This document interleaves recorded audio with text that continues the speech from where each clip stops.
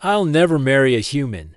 The universe had other ideas. The crystal walls of the Galactic Matrimonial Academy glowed softly in the artificial morning light of Nexus Prime Station. Zaraketh adjusted her silver robes and checked her reflection in the polished surface.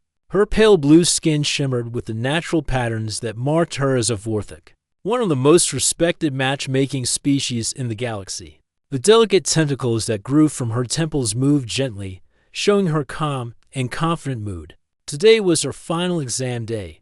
After 5 years of studying interspecies compatibility, relationship psychology, and galactic customs, she would finally become a certified galactic matchmaker. Her success rate was already legendary among her classmates. 99.8% of her practice matches had resulted in happy, long-term relationships.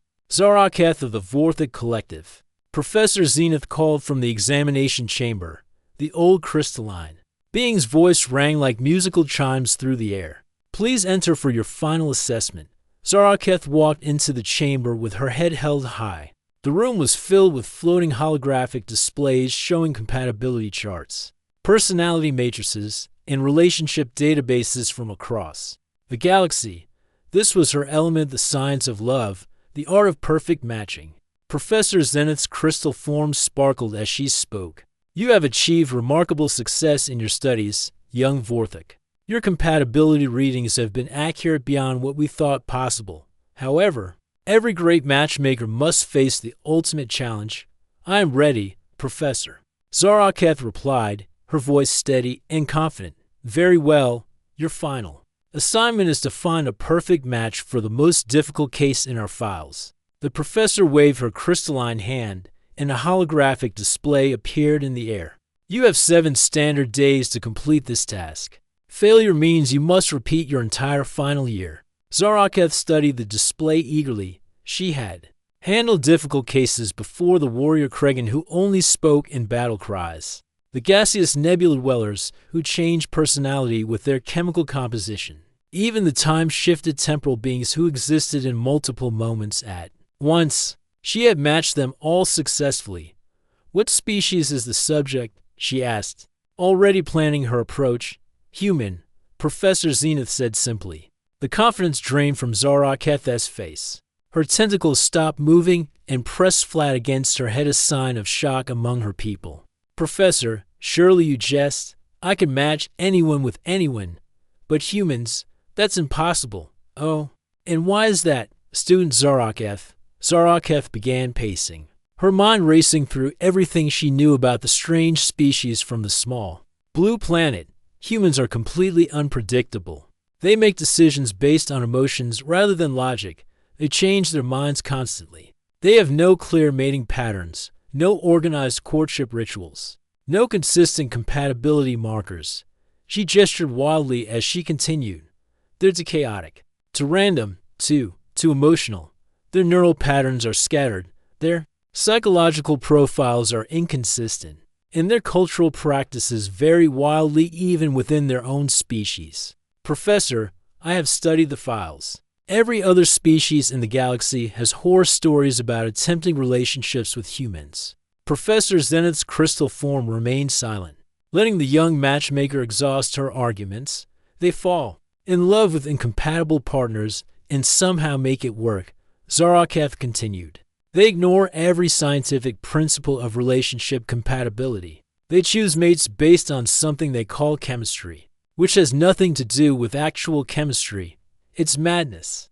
Are you saying you cannot complete this assignment? Professor Zenith asked quietly. Zaraketh stopped pacing and straightened her robes. I am saying that I refuse to even try. I'll never marry a human to anyone successfully. It cannot be done.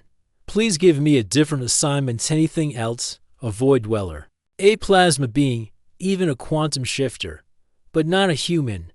The professor's form flickered with what might have been amusement. Very well. Since you are so certain, let me tell you about your specific case. The holographic display changed, showing the image of a human male. He had brown hair, kind brown eyes, and a gentle smile. He wore the blue uniform of the Galactic Diplomatic Corps. This is Commander Marcus Chen, Professor Zenith explained. He is 32 years old by human standards, serves as a cultural liaison officer on this very station, and has requested our services after 17 failed match attempts. Zaraketh studied the image carefully. The human looked pleasant enough, but she knew appearances meant nothing when it came to compatibility. What happened in his previous matches? The first match was with a Delphini empath. She declared him too emotionally complex and fled during their second meeting. The second was with a quantum mind logician. She calculated that his decision-making process was impossibly irrational and terminated the arrangement immediately. The professor continued through the list. A Vorthan warrior found him too gentle for proper conflict resolution. A crystalline harmonious singer said his emotional frequencies were too chaotic. A nebula weller claimed his thoughts moved too quickly to follow. The list goes on. You see, Zaraketh said, gesturing at the display, this proves my point exactly. Humans are unmatchable. They confuse every other species with their contradictory nature. And yet, Professor Zenith said softly, statistical analysis shows that humans have the highest long-term relationship satisfaction rates in the known galaxy. 93% of human bondings last until natural death, compared to the galactic average of 67%. Zaraketh's tentacles twitched in confusion. That's impossible.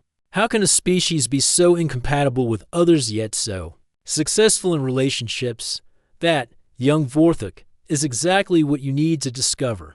Commander Chen has volunteered to work with you for the next 7 days. You will study his patterns, analyze his compatibility markers, and find him a perfect match. If you succeed, you graduate with highest honors. If you fail, I understand the terms, Zaraketh said quietly. Her scientific mind was already working despite her protests. The contradiction in the data bothered her more than she wanted to admit. How could humans be both impossible to match and incredibly successful in love? Commander Chen will meet you in Research Lab 7 tomorrow at 0800 hours.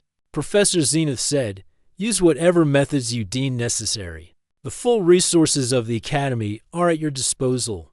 As Zaraketh left the examination chamber, her mind buzzed with questions. She had built her career on understanding the science of compatibility, on reading the patterns that predicted successful relationships.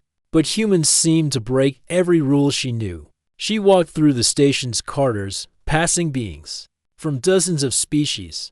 Tall, elegant Altarians glided past on their multiple legs. Stocky dwarf star miners stomped by in their environmental suits. Ethereal energy dancers floated overhead, their forms shifting between states of matter. And then she saw him. A human male was helping an elderly Kregan warrior navigate the station's directory. The Kregan was clearly frustrated, his forearms gesturing wildly as he spoke in his native clicking language. The human listened patiently, then responded in perfect Kregan clicks, his own hands moving in the appropriate gestures. Zaraketh watched as the human's entire demeanor shifted. To match the warrior's needs, his posture became more formal, his movements more deliberate. Within minutes, the Kregan was clicking with what she recognized as laughter, clapping the human on the shoulder with all forearms, before walking away with obvious satisfaction. Could this be Commander Chen? As if sensing her observation, the human turned and smiled directly at her, even from a distance. She could see the gentle intelligence in his brown eyes. For the first time in her life, Zaraketh felt uncertain about her abilities. Maybe, just maybe, she was about to learn something new about the science of love. Zaraketh arrived at Research Lab 7 early the next morning, carrying 3 data tablets and a portable compatibility scanner. She had spent most of the night reviewing human psychological profiles and relationship patterns. The more she read, the more confused she became. According to every scientific measure she knew, humans should be terrible at relationships. They were impulsive, emotional, and inconsistent. Their brain chemistry was chaotic compared to other species, yet somehow, they succeeded where others failed. Good morning, Zaraketh, a warm voice said behind her. She turned to see Commander Marcus Chen entering the lab. He was exactly as he appeared in his file photo, average height for a human, with kind brown eyes and an easy smile. He wore a simple gray uniform, and carried a steaming cup of what she recognized as human coffee. "Commander Chen," she replied formally, adjusting her silver robes. "I am Zaraketh of the Vorthic Collective. I will be conducting your compatibility assessment. Please, just call me Marcus," he said, settling into a chair across from her. "And thank you for taking on my case. I know I'm not exactly an easy assignment." Zaraketh pulled out her first tablet and activated the recording function. "Let us begin with basic questions. What do you consider your ideal partner traits?" Marcus took a sip of his coffee and thought for a moment. "Someone kind, someone who laughs easily, someone who's curious about the world around them. That is too vague," Zaraketh said, her tentacles twitching with frustration. "I need specific data. What species preferences do you have? What personality matrix scores? What compatibility ratings?" "I don't really think about it that way," Marcus replied gently. "I mean, I've enjoyed conversations with crystallines about harmony theory, and I love how delphines can share emotions directly. The quantum minds have such fascinating logical processes. Every species has something beautiful to offer." Zaraketh stared at him. In her 5 years of study, she had never met anyone who didn't have clear preferences. "But surely you must have some requirements: physical compatibility, cultural alignment, communication styles." "Well, I suppose good communication is important," Marcus said. "But that's not really about species, is it? It's about whether two people can understand each other." This was getting nowhere. Zaraketh decided to try a different approach. "Let me run some compatibility scans on you.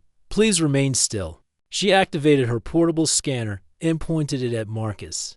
The device hummed softly as it analyzed his neural patterns, emotional responses, and compatibility markers. After 30 seconds, it beeped and displayed the results.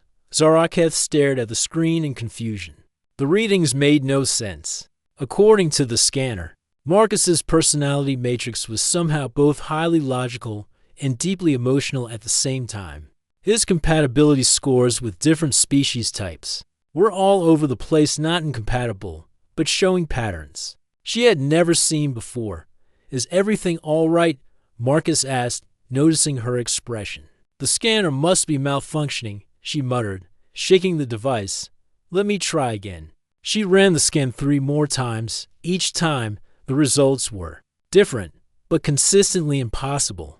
The machine seemed unable to lock onto any stable personality pattern for the human. "Perhaps we should try a different approach," Marcus suggested. "Why don't you observe me during my normal duties?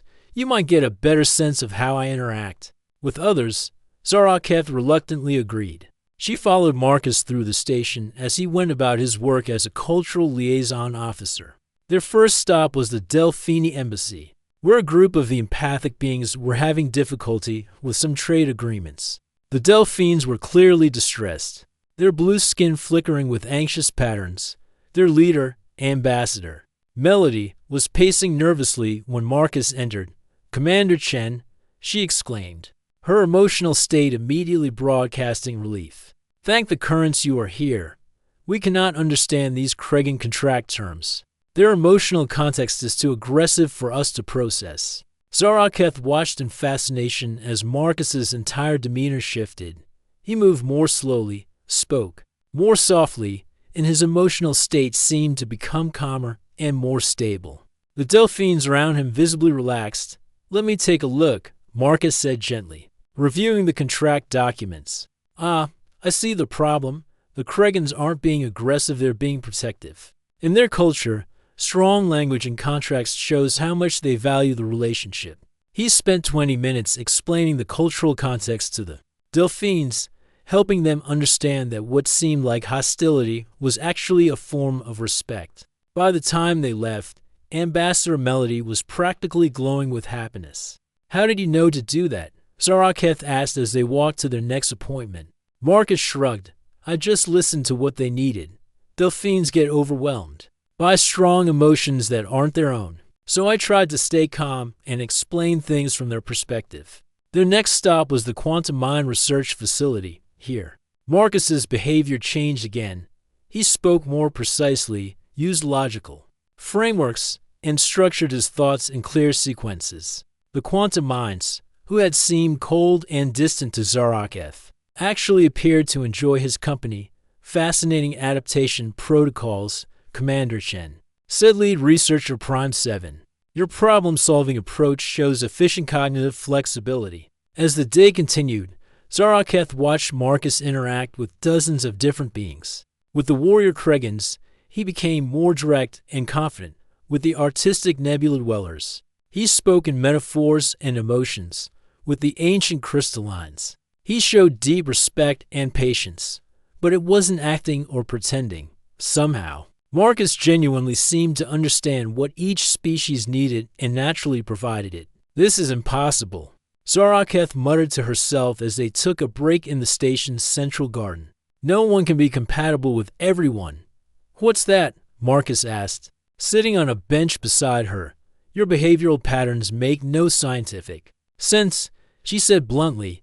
You change your entire personality to match whoever you're speaking with. That should be exhausting and unstable, yet you seem perfectly comfortable doing it. Marcus considered this. I don't think I'm changing my personality. I'm just being myself in a way that works for each situation. Like, when I'm with the Delphines, I focus on the parts of myself that are gentle and empathetic. With the quantum minds, I use the parts that love solving problems logically. But how do you know which parts to use? I listen, he said simply. I watch. I try to understand what they need from me in that moment. Before Zaraketh could respond, the station's emergency alarms began blaring. Red lights flashed throughout the garden as an automated voice announced. Emergency alert, asteroid impact. Detected. Hull breach in Sector 7. All personnel report to emergency stations. Chaos erupted around them. Beings from dozens of species began running in different directions, their various emergency responses creating confusion and panic. The Delphines were paralyzed by the collective fear. The Kregans were charging toward the breach without coordination. The quantum minds were calculating optimal responses, but not moving. Marcus stood up calmly and walked to the center of the garden. Attention everyone, he called out, his voice somehow carrying over the noise without shouting. I need the Kregans to coordinate search and rescue in damaged sectors. Delphines, please help us locate trapped survivors using your empathic abilities. Quantum minds, we need structural integrity calculations for the affected areas. Zaraketh watched in amazement as order emerged from the chaos. Marcus moved between groups, speaking to each in their own communication style, giving them specific tasks that matched their abilities. The Delphines stopped panicking and began searching for emotional signatures of trapped beings.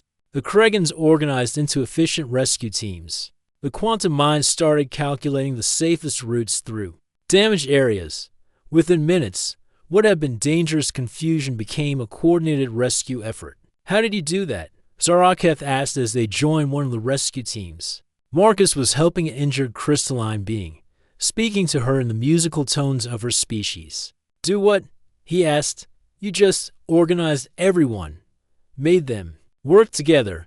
Species that barely tolerate each other were cooperating perfectly. People want to help, Marcus said, supporting the injured crystalline as they moved toward the medical bay. They just need to know how they can be useful.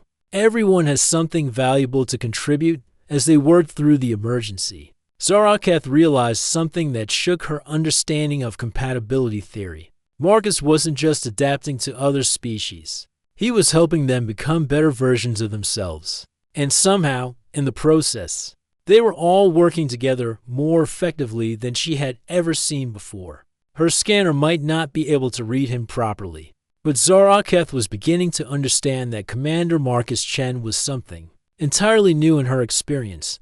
The question was, what did that mean for finding him a match? 3 days had passed since the emergency, and Zaraketh was no closer to understanding Marcus Chen. Her compatibility scanner still gave impossible readings every time she used it on him. Her carefully organized data files were filled with contradictory observations. The human remained a puzzle that her scientific mind couldn't solve. Perhaps I need to see him in different environments, she told herself. Staring at her notes in the research lab, more data will reveal the pattern. when Marcus arrived for their morning session. She had a new plan ready. "Commander Chen," she said formally, "I believe we need to conduct field research. I want to observe your interactions with different species in their natural environments." Marcus smiled that easy smile of his. "That sounds interesting. Where did you want to start?" "The Resonance Collective Embassy," Zaraketh replied, checking her tablet. "They are hosting a cultural exchange today. It will be perfect for observation." The Resonance Collective Embassy was unlike anything else on the station. The entire structure was made of living crystal that sang in harmony with the emotions of its inhabitants. The resonance beings themselves were tall, graceful creatures who communicated through musical tones and harmonic frequencies. As they entered the embassy, Zaraketh immediately felt overwhelmed. The crystals were singing dozens of different melodies at once, creating a beautiful but confusing symphony. The resonance beings moved like dancers, their conversations flowing in musical patterns she couldn't understand. Marcus, however, seemed completely at ease. He listened carefully to the harmonies around him, and after a few minutes, he began humming softly. His humming wasn't random, it was somehow weaving itself into the crystal songs, adding a new harmony that enhanced the overall music. Ambassador Chord Major, the leader of the Resonance Collective, approached them with graceful steps. Her crystalline form sparkled as she sang a greeting in her musical language. "Welcome, visitors from beyond our harmony," she sang. "We are honored by your presence in our musical gathering." To Zaraketh's amazement, Marcus responded in the same musical language. His pronunciation wasn't perfect, but the emotions behind his words were clear and sincere. "We are grateful for your kindness," he sang back. "Your music teaches us beauty we never knew existed." Ambassador Chord Major's crystal form brightened with pleasure. "You understand our language. How wonderful! But there is something different about your harmony. It is not like the others we have known." Marcus continued humming, and Zaraketh watched as something remarkable happened. The other resonance beings began gathering around them, drawn by the unique harmony Marcus was creating. His humming seemed to help their individual songs blend together more perfectly. "Your music brings out the best in our chorus," Ambassador Chord Major sang with delight. "You make us more harmonious with each other." As the cultural exchange continued, Zaraketh observed Marcus participating in their musical discussions. The Resonance Collective had been struggling with a trade dispute. For months, different groups within their society couldn't agree on the terms, and their disagreement was creating disharmony in their crystal cities. Marcus listened to all sides of the argument, then began humming a new melody.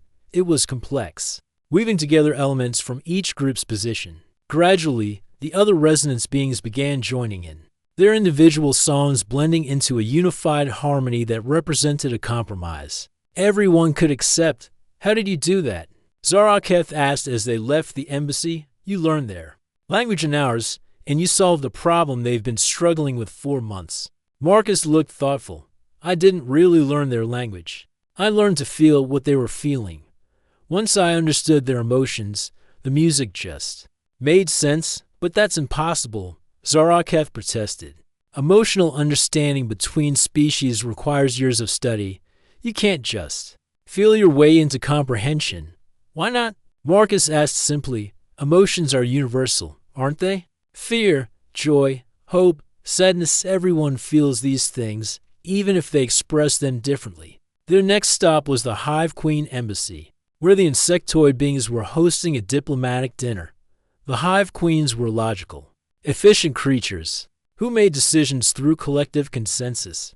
They found most other species too individualistic and chaotic to work with effectively. The embassy buzzed with the sound of hundreds of Hive Queens discussing trade agreements, resource allocation, and territorial boundaries. Their conversations were rapid and overlapping, creating a sound like a swarm of mechanical bees. Zaraketh felt overwhelmed again. The Hive Queen's collective decision-making process was too complex for her to follow, but Marcus seemed to understand it instinctively. "The efficiency of your collective is impressive," he said to Queen Prime Beta, the leader of the gathering. "Each individual contributes their expertise to create decisions that benefit the whole. You understand our methods, Queen Prime Beta replied, her compound eye studying him with interest. Most single-mind species find our collective thinking confusing. I think all species have some form of collective intelligence, Marcus said. Humans just express it differently. We share ideas and build on each other's thoughts until we reach solutions none of us could find alone. As the evening progressed, Zaraketh watched Marcus seamlessly integrate into the Hive Queen's discussion process. He didn't try to impose human thinking patterns on them. Instead, he found ways to contribute his individual perspective in ways that enhanced their collective decision-making. When a complex resource allocation problem arose, Marcus suggested a solution that incorporated input from multiple queens, while still maintaining the efficiency they valued. The Hive Queens were so impressed that they invited him to participate in their next major trade negotiation. You have a gift for collective harmony, Queen Prime Beta told him as they prepared to leave. You make our consensus stronger by adding your individual voice to our collective wisdom. During the transport back to the research lab, Zaraketh sat in silence, processing what she had observed. Marcus had adapted perfectly to two completely different species in one day. With the Resonance Collective, he had become more emotional and intuitive. With the Hive Queens, he had become more logical and collective-minded. But it wasn't just adaptation, it was enhancement. Somehow, Marcus made both species better at being themselves. Marcus, she said finally, I need to ask you something personal. Of course, do you ever feel lost? Confused about who you really are? You change so much depending on who you're with. Doesn't that make you feel unstable? Marcus considered this seriously. I don't think I change who I am. I think I just discover different parts of myself. When I'm with the Resonance Collective, I explore my musical side. With the Hive Queens, I use my logical thinking. With the Delphines, I share my emotions openly. But how do you know which parts to use? I listen to what they need, he said, and I ask myself, what part of my humanity can help them be more themselves? Zaraketh felt something shift inside her mind. For the first time, she was beginning to understand that Marcus wasn't trying to be compatible with other species. He was helping them become more compatible with themselves and each other. Back in the research lab, she decided to run one more compatibility scan. This time, instead of trying to analyze Marcus alone, she scanned him while he was talking to her. The results made her tentacles freeze in shock. The scanner showed that Marcus's presence was somehow enhancing her own compatibility patterns. Her empathic abilities were stronger when he was around. Her understanding of other species had improved dramatically over the past few days. Her own emotional range was expanding. This is impossible, she whispered, staring at the readings. What's wrong? Marcus asked, genuine concern in his voice. Zaraketh looked up at him, her scientific worldview crumbling and reforming. Marcus, I think you're not just compatible with other species. You're making everyone around you more compatible with everyone else. Marcus smiled that gentle smile. Is that so strange? I mean, isn't that what friendship is? Bringing out the best in each other. For the first time since beginning this assignment, Zaraketh realized that her problem wasn't finding Marcus a match. Her problem was that she had been thinking about compatibility all wrong. And she was starting to suspect that the universe had put them together for reasons that had nothing to do with her final exam. Zaraketh sat in her private quarters late into the station's night cycle, surrounded by data tablets and compatibility charts. Tomorrow was her final day before presenting her results to Professor Zenith. She had studied Marcus for 6 days now, and she finally understood what made him unique. But understanding him and finding him a match were two very different things. The problem wasn't that Marcus was incompatible with other species. The problem was that he was too compatible.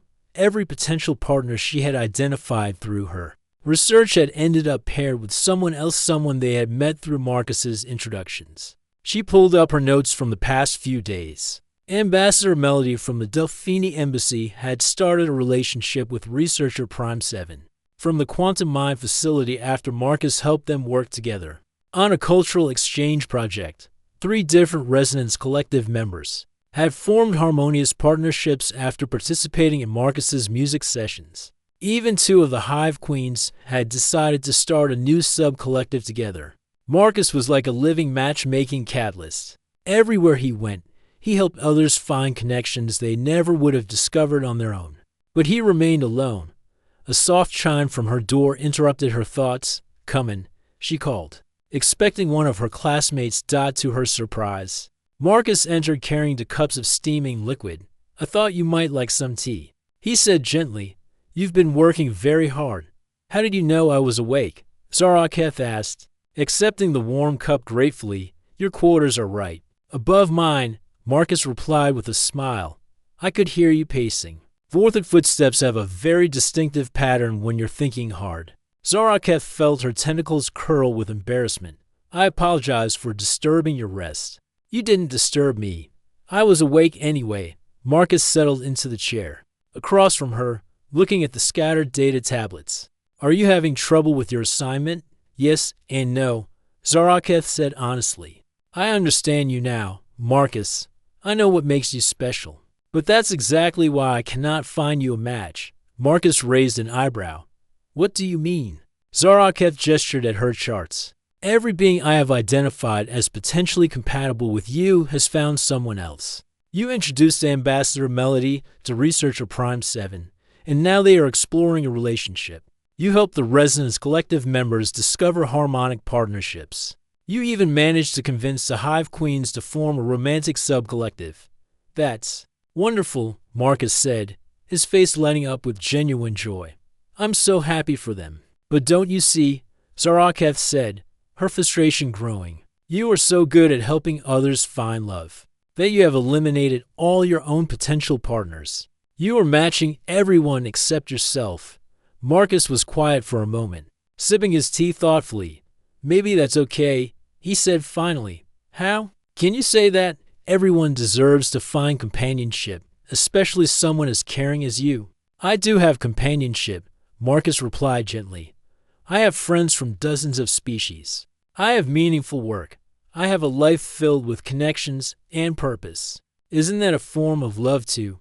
Zaraketh stared at him. In all her years of studying relationships, she had focused entirely on romantic partnerships. The idea that someone could be fulfilled without a traditional match had never occurred to her. "But what about the future?" she asked. "What about sharing your life with someone special? Building something together that's greater than either of you alone?" Marcus looked at her with those kind brown eyes. "What makes you think that has to be romantic? Some of the strongest partnerships I've seen have been based on friendship, shared goals, and mutual respect." Something in his tone made Zaraketh's heart beat faster.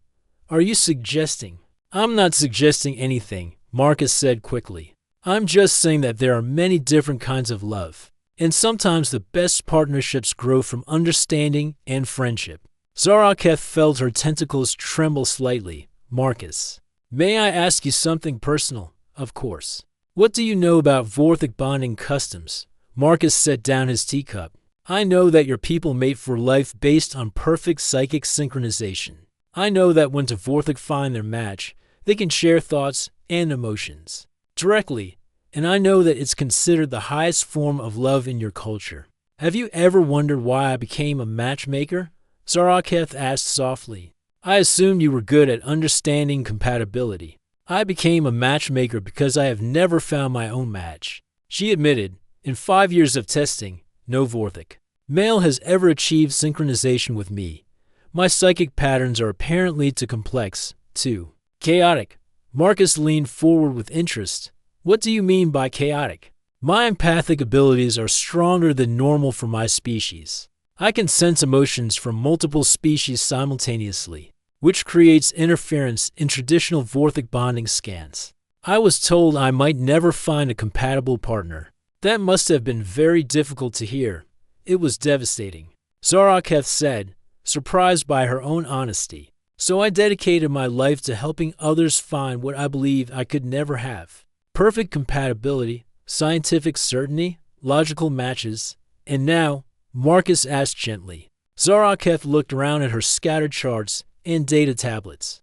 Now I realize I have been thinking about love all wrong. You have shown me that compatibility isn't about perfect synchronization. It's about growth, adaptation, and bringing out the best in each other. You've discovered that on your own, Marcus said. I just happened to be around while you figured it out. No, Zaraketh said firmly. You have changed me, Marcus. My empathic abilities have grown stronger since I started working with you. I can understand other species better now. I can feel connections I never noticed before. She stood up suddenly, moving to her equipment table. I want to try something. Will you let me run one more compatibility scan? Of course. Zaraketh picked up her scanner. But this time she adjusted the settings. Instead of looking for traditional compatibility markers, she programmed it to measure emotional resonance, growth potential, and adaptive harmony. What are you testing for? Marcus asked. I am testing to see if two very different beings can become compatible by helping each other grow, she said, pointing the scanner at both of them. The device hummed for several seconds, then displayed results that made Zaraketh gasp. The compatibility reading was unlike anything in her databases. It didn't show perfect synchronization like traditional Vorthic matches. Instead, it showed something much more complex to distinct patterns that enhanced each other, creating harmony without losing their individual uniqueness. What does it say? Marcus asked, moving to look over her shoulder. It says, Zaraketh paused, hardly believing the readings. It says we are compatible in ways that my equipment was never designed to measure. We make each other more than we are alone. Marcus smiled softly. Is that surprising? I mean, look at what we've accomplished together this week. You've revolutionized your understanding of relationships. I've learned more about myself than I have in years. Zaraketh set down the scanner and turned to face him fully. Marcus, I need to tell you something. Tomorrow I have to present my findings to Professor Zenith. I am supposed to recommend a perfect match for you. And what will you recommend? Zaraketh felt her tentacles curl with nervousness. I will recommend that the assignment was flawed from the beginning. You don't need to be matched to someone. You need to be partnered with someone who can grow alongside you. And do you have someone in mind? Marcus asked quietly. Yes, Zaraketh whispered. I do. Marcus reached out slowly and took her hand in his. His touch was warm and steady. And Zaraketh felt something she had never experienced before. Not the perfect synchronization her people prized, but something better. A sense of connection that was both stable and dynamic, predictable and surprising. Zaraketh. Marcus said gently, would you like to find out where this compatibility leads us? For the first time in her life, Zaraketh made a decision based purely on emotion rather than logic. Yes, she said, I would. As they sat together in the quiet of her quarters, Zaraketh realized that the universe had played the greatest matchmaking trick of all. It had sent her a human to study, knowing that the only way to truly understand compatibility was to experience it herself. Tomorrow she would face Professor Zenith with her findings, but tonight she was content to discover that sometimes the best matches are the ones you never see coming. The crystal walls of the examination chamber reflected Zaraketh's nervous energy. As she stood before Professor Zenith and the Academy board, 7 professors from different species sat in a semicircle, their faces showing polite interest. Marcus sat in the observer section, giving her an encouraging smile. Student Zaraketh. Professor Zenith's voice chimed like music. Please present your findings regarding the compatibility assessment of Commander Marcus. Chen. Zaraketh straightened her silver robes and activated her presentation display. 7 days ago, she would have been confident and prepared. Today, she was about to challenge everything the Academy taught about matchmaking. Honored professors, she began. I must report that I have failed to find Commander Chen a traditional match. Murmurs of surprise rippled through the chamber. Professor Zenith's crystalline form flickered with what might have been amusement. However, Zaraketh continued, I have discovered something far more important. The assignment itself was based on incorrect assumptions about compatibility and human nature. Professor Gorth, a stern Kregan warrior, leaned forward, explained. This failure, student. Zaraketh took a deep breath. Humans do not need to be matched in the traditional sense. They do not seek perfect compatibility. Instead, they create compatibility wherever they go. She gestured to her data displays. Over the past week, Commander Chen has facilitated 7 successful relationships between other species. He helped Delphines connect with quantum minds, enabled Resonance Collective members to find harmonic partnerships, and even inspired Hive Queens to form romantic subcollectives. But what about his own match? Asked Professor Lyra, an elegant nebula dweller whose gaseous form shifted colors with her emotions. That is the beautiful contradiction, Zaraketh said, her confidence growing. Humans like Commander Chen do not need to be matched because they are living matchmakers. They improve the compatibility of everyone around them. Professor Zenith, an ancient energy dancer, spoke in crackling tones. You are suggesting that some beings exist to serve others rather than find their own happiness? No, Zaraketh said firmly. I am suggesting that for humans like Marcus, helping others find connection is their happiness. But more than that, humans form partnerships based on growth and mutual enhancement rather than predetermined compatibility. She activated a new display showing the compatibility scan she had run the previous night. Traditional matchmaking seeks perfect synchronization, but human relationships are based on dynamic compatibility to individuals who make each other better while remaining uniquely themselves. The professor studied her data with interest. Professor Zenith's form sparkled brighter. And what do you propose as a solution to this assignment? The crystalline professor asked. Zaraketh felt her tentacles curl with nervousness, but her voice remained steady. I propose that Commander Chen does not need a match. He needs a partner. Someone who can grow alongside him, who can enhance his abilities while he enhances theirs. And do you have such a being in mind? Professor Gorth asked gruffly. This was the moment of truth. Zaraketh looked at Marcus, who nodded encouragingly, then back at the professors. Yes. She said clearly, I recommend myself. The chamber fell silent. Professor Zenith's crystalline form pulsed with light patterns that Zaraketh couldn't interpret. You wish to partner with your assignment subject? Professor Lyra asked, her gaseous form shifting to surprised yellow. I wish to form a partnership based on mutual growth and enhancement, Zaraketh corrected. Over the past week, Commander Chen has helped me expand my empathic abilities, improve my understanding of interspecies relationships, and discover new approaches to compatibility theory. In return, I have helped him understand his own unique gifts and develop better frameworks for his natural abilities. She activated her final display. This is not about romantic attraction, though that is developed naturally. This is about the beings who make each other more effective, more complete, and more capable of helping others. Professor Zenith crackled. With interest, show us the compatibility data. Zaraketh displayed the scans from the previous night. As you can see, our compatibility patterns do not show perfect synchronization.